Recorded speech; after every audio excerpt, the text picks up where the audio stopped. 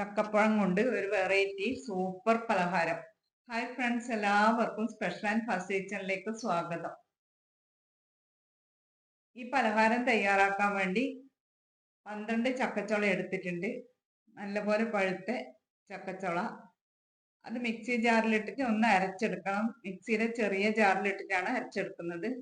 അരച്ച് ഒരു പാത്രത്തിലേക്ക് ഒഴിച്ചു കൊടുത്ത് ഇനി ഇതിലേക്ക് ചേർത്ത് കൊടുക്കേണ്ടത് 1/2 ടീസ്പൂൺ ഏലക്ക പൊടിച്ചതും 1/2 ടീസ്പൂൺ ഉപ്പും ചേർത്ത് ഒന്ന് മിക്സ് ചെയ്തെടുത്തതിന് ശേഷം ഇതിലേക്ക് പുട്ടുപൊടിയാണ് ചേർത്ത് കൊടുക്കുന്നത്. പുട്ടുപൊടി കുറച്ച് കുറച്ചായി ചേർത്ത് കൊടുത്ത് ഒരുമിച്ച് ചേർത്ത് കൊടുക്കണ്ട, കുറച്ച് കുറച്ചായി ചേർത്തിട്ട് ഒന്ന് കുഴച്ചെടുക്കണം.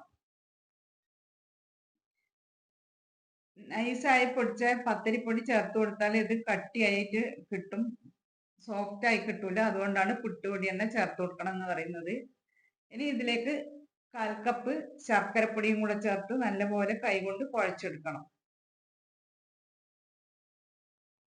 കുറേശ്ശെ ആവശ്യത്തിന് പുട്ടുപൊടി ഇട്ട് കൊടുക്കാം, അങ്ങനെ കുഴച്ചെടുക്കാം. ഒരുമിച്ച് ഇട്ട് കൊടുക്കണ്ട, പുട്ടുപൊടി ആയതുകൊണ്ട് പെട്ടെന്ന് കട്ടിയായി കിട്ടും കുഴച്ചെടുക്കുന്ന സമയത്ത്.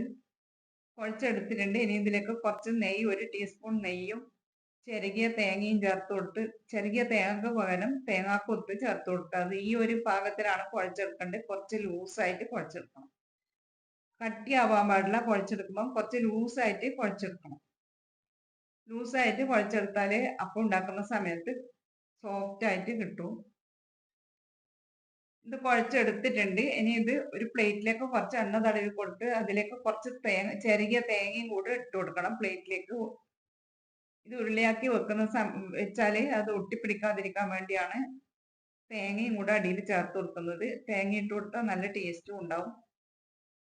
ഇനി ഇത് ഉരുളയാക്കി എടുക്കണം. നമുക്ക് ഏത് ഷേപ്പിൽ വേണമെന്നില്ല, ഇതിനനുസരിച്ചിട്ട് ഇത് ഉരുളയാക്കി എടുക്കാം.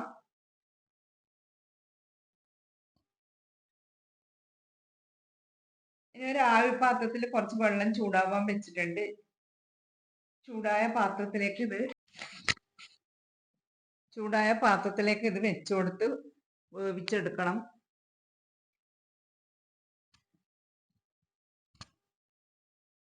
ഇത് മധുരം ചേർക്കാതെയും ഉണ്ടാക്കാം കുഴക്കട്ട. ഞാൻ മധുരം ചേർക്കാതെ കുറച്ച് ഉണ്ടാക്കിയിട്ടുണ്ട്.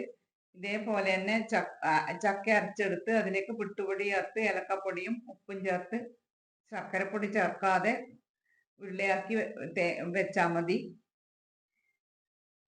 മധുരം ചേർക്കാതെ വേണ്ടവർക്ക്, ഷുഗറിലുള്ളവർക്ക് അങ്ങനെ മധുരം ചേർക്കാതെ ഉണ്ടാക്കിയെടുക്കാം. ഇതൊന്ന് കുത്തി നോക്കി നല്ലപോലെ വെന്ത് വന്നിട്ടുണ്ട്. ഇനി ഇത് വാങ്ങി പാത്രത്തിലേക്ക് മാറ്റാം. ഇതാക്ക ഒന്ന് പൊട്ടിച്ച് നോക്കാം. കണ്ടില്ലേ, നല്ല സോഫ്റ്റ് ആയിട്ട് ഉള്ള അപ്പം. നല്ല ടേസ്റ്റാണ്. ഇങ്ങനെ കുഴക്കട്ടി ഉണ്ടാക്കിയാൽ നിങ്ങൾ ഇതുപോലെ ഉണ്ടാക്കി നോക്കണേ. ഫീഡ്ബാക്ക് അറിയിക്കണേ. വീഡിയോ ഇഷ്ടമായാൽ ലൈക്ക് ചെയ്യാനും ഷെയർ ചെയ്യാനും സബ്സ്ക്രൈബ് ചെയ്യാനും മറക്കല്ലേ.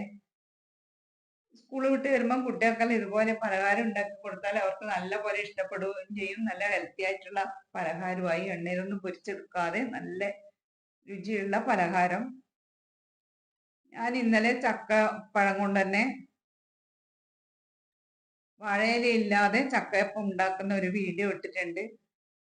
അതെല്ലാവർക്കും ഉപകാരപ്പെടും. വാഴയില കിട്ടാത്തവർക്കെല്ലാം അതുപോലെ ചക്കയപ്പം ഉണ്ടാക്കാം. അതൊന്ന് കണ്ടു നോക്കണേ. നല്ലൊരു വീഡിയോയുമായി നാളെ വരാം. Thank you for watching.